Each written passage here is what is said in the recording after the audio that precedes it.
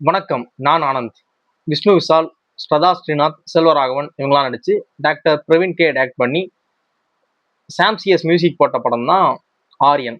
இந்த படத்தோட ஸ்டோரி என்ன அப்படின்னா, இந்த படம் வந்து ஒரு சீரியல் கில்லரை பத்தின படம். ஸ்ரதா ஸ்ரீநாத் வந்து ஒரு செலிபிரிட்டிய லைவ்ல இன்டர்வியூ பண்ணிக்கிட்டு இருக்காங்க.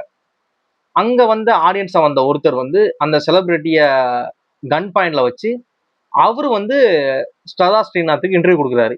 அவர் என்ன சொல்றாரு அப்படின்னா, அடுத்த 5 நாள்ல ஒவ்வொரு ஆளையா கொல்லப் போறேன் அப்படின்னு சொல்றாரு. சொல்லிட்டு தன்னைத்தானே சுட்டுக்கிட்டு செத்தும் போயிடுறாரு. வந்தாரு, சொன்னாரு, செத்தாரு.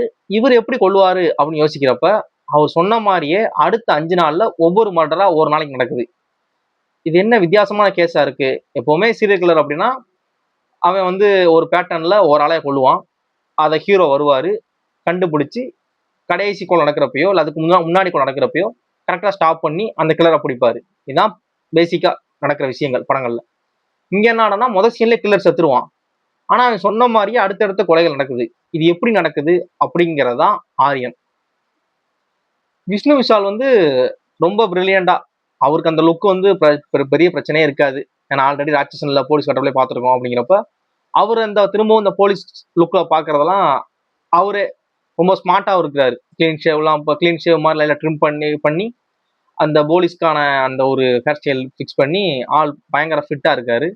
அவர் இந்த கேஸ சால்வ் பண்றது அப்படிங்கிறதெல்லாம் படத்தோட ஒன்றி அந்த கேரக்டருக்கு என்ன வேணுமோ அத கரெக்ட்டா பண்ணியிருக்காரு. ஸ்ரதா ஸ்ரீநாத்தும் அப்படிதான், செல்வராகவனும் அப்படிதான். அவங்க கேரக்டர் என்ன டிமாண்ட் பண்ணுதோ அத கரெக்ட்டா அவங்க பண்ணியிருக்கிறாங்க. படத்தோட ஓப்பனிங்லயே படம் கதைக்குள்ள போயிருது. படம் ஸ்டார்ட் ஆகி கொஞ்ச நேரத்துக்கு அப்புறம் கேரக்டர செட் பண்ணி, அதுக்கப்புறம் கதைக்குள்ள போறதெல்லாம் இல்லாம, படத்தோட ஓப்பனிங் படத்தோட முதல் காட்சியிலேயே படம் கதைக்குள்ள போயிருது. மொத 20 நிமிஷம் இருக்குல்ல, அது பயங்கரமா இருக்கும். படத்துல ஸ்டார்ட் ஆன உடனேவே இப்படியா அப்படிங்கிற மாரி ஒரு 20 நிமிஷம் ரொம்ப பயங்கரமா இருக்கும். அதுக்கப்புறம் தான் ஒவ்வொரு கேரக்டரா செட் ஆகும். இவங்கள பத்தின கேரக்டர் எல்லாம் நமக்கு செட் பண்ணுவாங்க. அது மாரி படம் வந்து எந்த இடத்துலயுமே நம்ம லேக் அடிக்கல. படம் ஸ்லோவா இருந்துச்சு. எனக்கு சில விஷயங்கள் பிடிக்கல அப்படிலாம் இல்ல. அது மாரி படத்தோட பிஜிஎம் ஸ்கோருமே சாம் சிஎஸ் ரொம்ப நீட்டா பண்ணியிருக்கிறாரு. சினிமாட்டோகிராஃபரான ஹரிஷ் கண்ணன் நெனைக்கிறேன். அவருமே சினிமாட்டோகிராஃபர் சூப்பரா பண்ணியிருக்கிறாரு.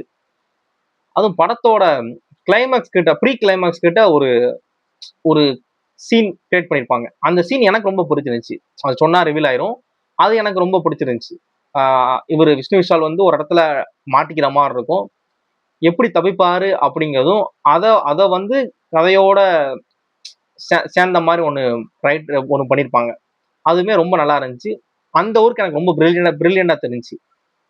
அது மாரி செத்தவன் எப்படி கொல்லுவாங்க இந்த கான்செப்ட்டே எனக்கு புதுசா இருந்துச்சு.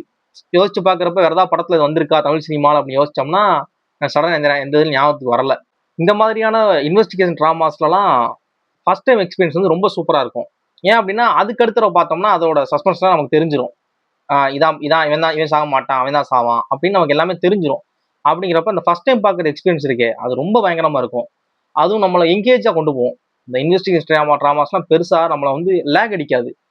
கதைக்குள்ளேயே ஒன்றியே போயிருவோம். அடுத்து என்ன நடக்கும்? என்ன நடக்கும்? யார் கில்லர்? எவன் என்ன பேட்டர்ன்ல கொண்டிருக்கான்? என்ன காரணத்துக்காக கொண்டு நம்மள ஒரு என்கேஜா நம்மள எந்த இடத்துலயுமே ஃபோன் பார்க்க விடாம, போர் அடிக்காம அப்படியே கொண்டு போகும். அது இந்த படத்துலயுமே ரொம்ப நீட்டா பண்ணியிருக்காங்க. அது மாரி டைரக்டர் வந்து ரைட்டிங் ஒர்க் ரொம்ப நீட்டா இருந்த மாரி தான் எனக்கு ஃபீல் ஆச்சு.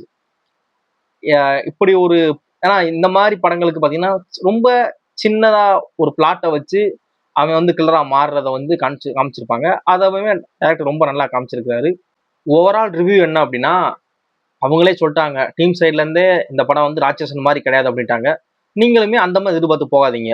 விஷ்ணு விஷால் நடிச்சிருக்காரு, போலீஸ் அப்படிங்கிறப்ப, இன்வெஸ்டிகேஷன் டிராமா அப்படின்னா ராட்சசன் மாரி இருக்கும். அந்த மாரி எக்ஸ்பெக்டேஷன் செட் பண்ணாதீங்க.